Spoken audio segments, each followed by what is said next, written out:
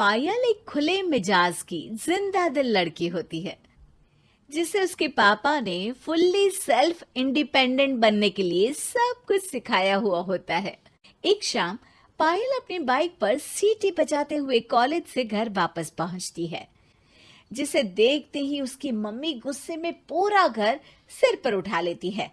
आ गई महारानी, बहुत बोलते थे मैं अपनी बेटी को सब कुछ सिखाकर दुनिया में मजबूती से खड़े रहना सिखाऊंगा, साथ में बेटी को लफंडर बनना भी सिखा दिया, ये नहीं बताया। क्या हुआ? आज ये कुकर इतनी सीटियां क्यों मार रहा है? सीटी?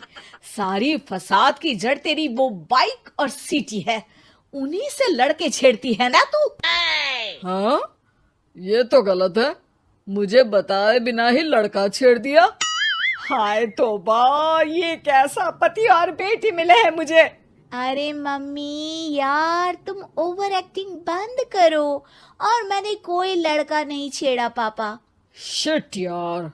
अच्छा मम्मी, आप पहले मुझे ये बताओ कि आपको ये सब बेकार बातें बताता कौन है? अच्छा, तूने कोई लड़का नहीं छेड़ा? अरे वही शर्मा आंटी, वही बताती रहती है, पर उसकी खबर तो मैं खुद ले लूंगी। अच्छा मेरी प्यारी बेटी, थक गई होगी ना, जाकर आराम कर बेटा। अचानक मम्मी को गर्म से नरम होते देख के पायल और उसके पापा कंफ्यूजन में एक दूसरे को देखने लगते हैं। आंखों से कुछ इशारे होते हैं और पायल वहां से चुपचाप चली जाती है। जिसके बाद रात को घर में सबके सोने के बाद दोनों पापा बेटी छत पर मिलते हैं। क्या खबर लाए हो? अरे तुम्हारी मम्मी तो हमसे भी तेज निकली, कोई खबर नहीं मिली। क्या यार पापा, पता नहीं अब मेरी मदर इंडिया कौन सा बम फोड़ेंगी। इसी के साथ दोनों अपने कमरे में वापस जाकर सो जाते हैं।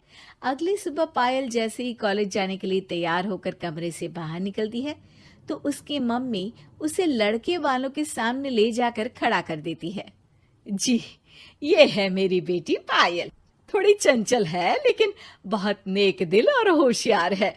देखते ही देखते कुछ घंटों में पायल और शुभम का रिश्ता पक्का हो जाता है, जिसके कुछ दिनों बाद पायल शादी कर अपने ससुराल पहुंच जाती है।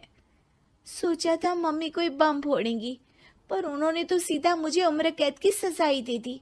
बहू, अब उम्र कैद समझो या बम, रहना तो यही है, निभाना यही है, इसलिए छिछोरी हरकतें बंद करनी होगी। है?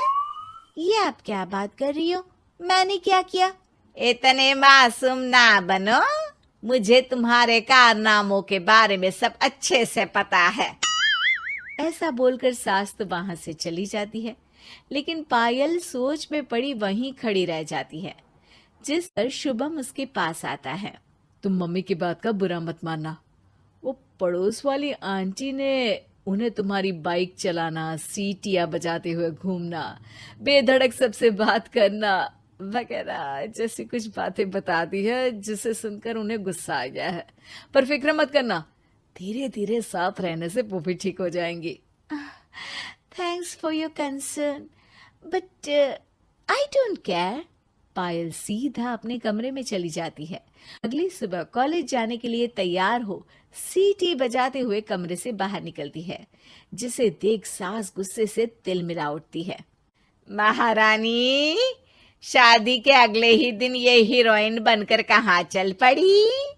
और ये लफंगों की तरह सीटियां बजाना बंद करो, ये हमारा घर है, कोई सड़क नहीं जहाँ तुम आवारागर्दी करती घूमो।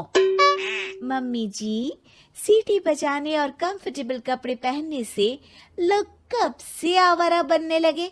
इसी के साथ सास बहू का युद्ध शुरू होने ही वाला होता है कि शुभम वहां पहुंच जाता है। माँ, उसका कॉलेज है इसलिए ऐसे तैयार हुई है।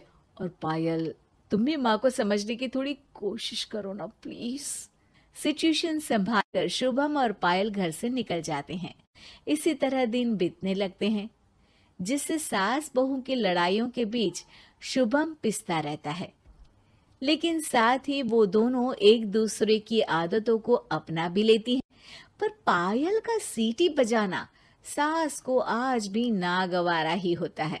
आसमान गिर जाएगा, धरती फट जाएगी, पर इसकी सीटी ना जी ना, कभी बंद नहीं होगी। अरे मम्मी जी, जब आप मेरे कुछ बोले बिना सीटी से ही समझ जाती हो कि मैं क्या बोल रही हूँ, फिर इसे बदलने की क्या जरूरत? यही तो हमारी यूनिकनेस है। पायल की बात से ज्यादा सहमत ना होते हुए भी सास हंस पड़ती है। उसी शाम पूरा परिवार घूमने जाने का प्लान बनाकर घर से निकल जाता है और उनके जाते ही घर में चोर घुस आते हैं और तभी वो सब भी दोबारा घर के अंदर आते हैं बाहर से। क्या यार पायल, एक शाम भी फोन के बिना नहीं रह सकती थी क्या? घर में ही तो फोन है, कहाँ चला जाता?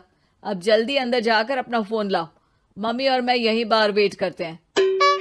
ज्यादा बोल रहे हो, देखो अब और धीरे काम करूंगी।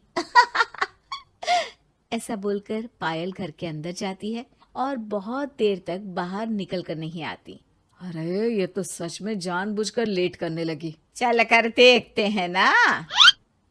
दोनों जैसे ही मेन डोर के नजदीक पहुंचते हैं, उन्हें पायल के सीटी बजाने की आवाज सुनाई देती है।